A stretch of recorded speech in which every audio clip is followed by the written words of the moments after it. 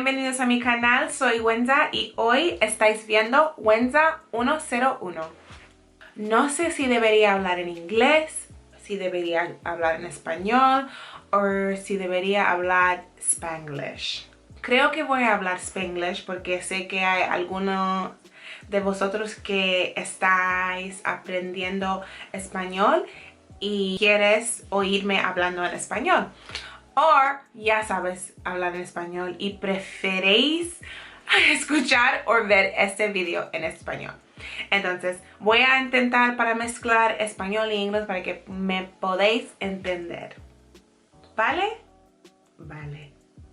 Learning a new language is never as easy as some people make it seem, especially when you're talking to natives and you want to put in the practice, you want to show what you can do, what you've learned, how you can communicate. But it doesn't always go as well as you would want it to go.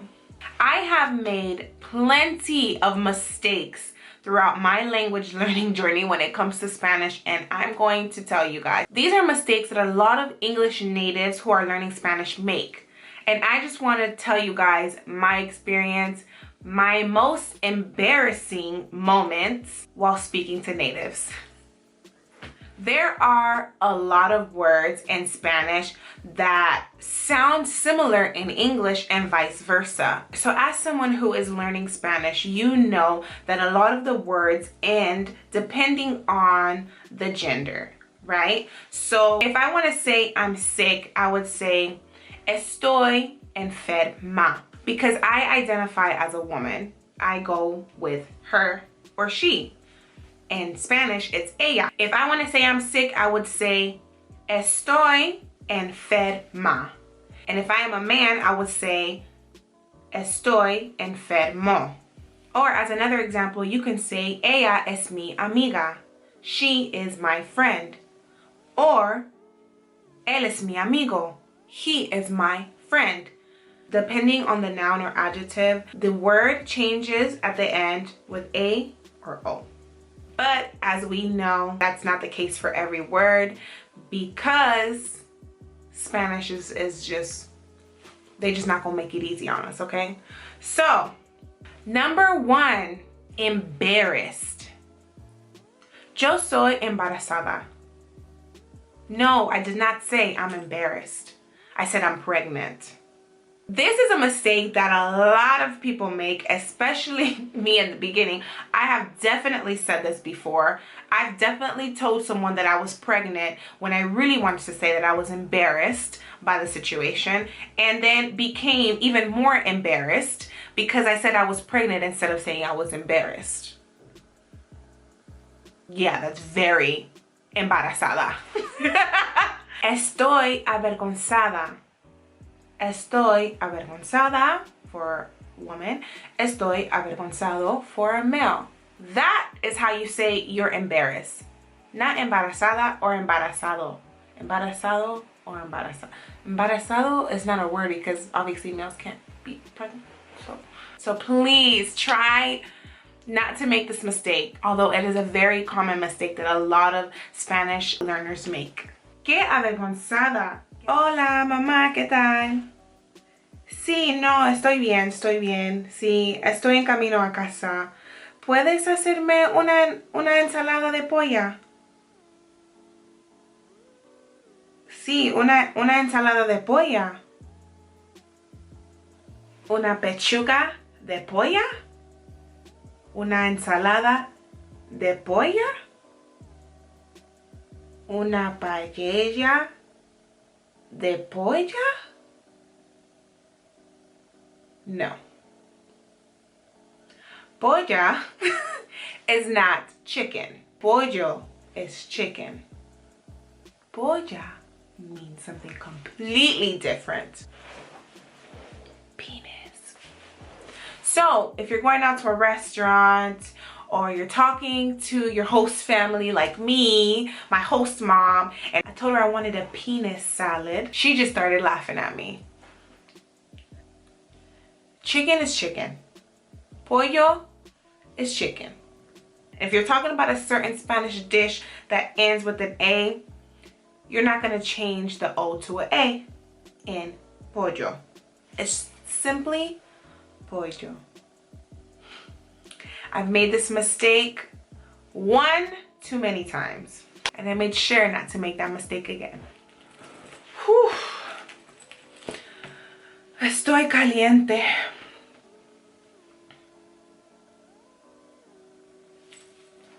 Estoy caliente. So, estoy caliente does not mean I'm hot. Well, it means I'm hot. It means I'm hot, you know? It means you're hot. You're horny. If you want to say I'm hot, as in hot, like it's hot out here, I'm hot, you're not going to say estoy caliente unless you want to say you're hot. And in that case, that's a whole different scenario. Okay, so instead of saying estoy caliente, you're going to say tengo calor. If you literally translate it, it's going to mean I have hot or I have heat. Almost the same thing as if you're trying to say I'm 26 years old. Tengo 26 años. I have 26 years. Tengo sed. I am thirsty. I have thirst. Same thing. I have heat. Tengo calor. So try not to say that you're horny to someone you really don't mean to say that you're horny to. I made that mistake before as well. Whew. Acabo de llegar a casa del trabajo y estoy casada. Estoy casada. ¿Estás casada?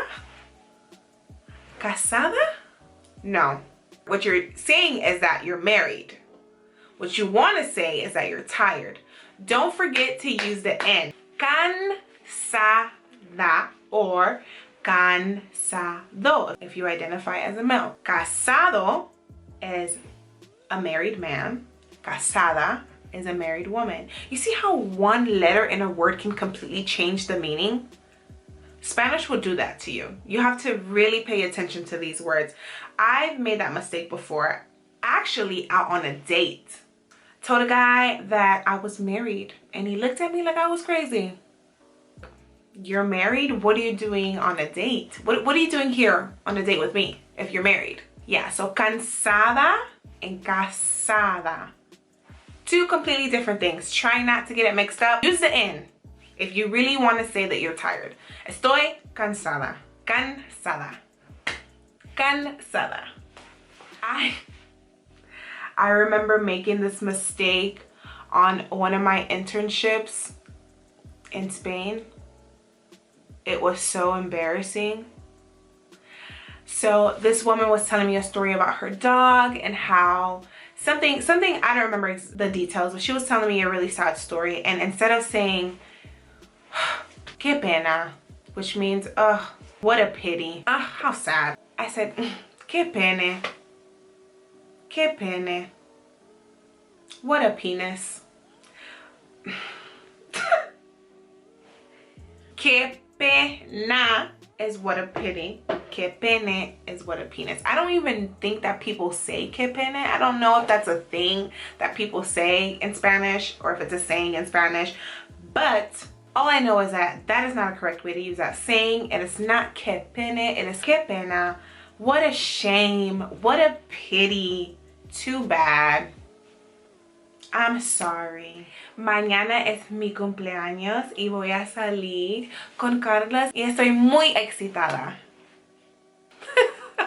Excitada no.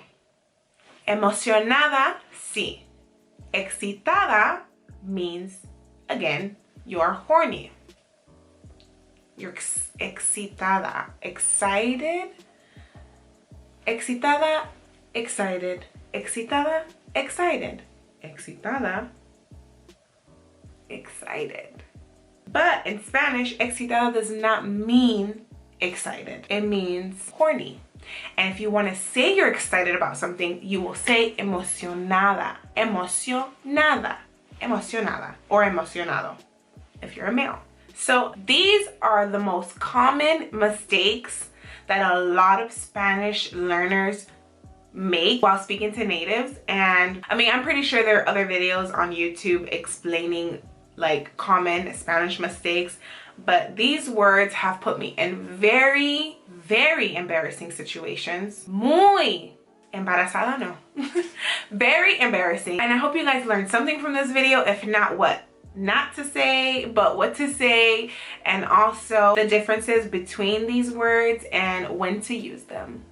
So thank you so much for watching my video. If you like this video, go ahead and give me a thumbs up. Subscribe to my channel for more content, and also leave a comment if you've been in a similar situation like this, if you've ever embarrassed yourself like this, or if there was any other words that you've used that have put you in an embarrassing situation.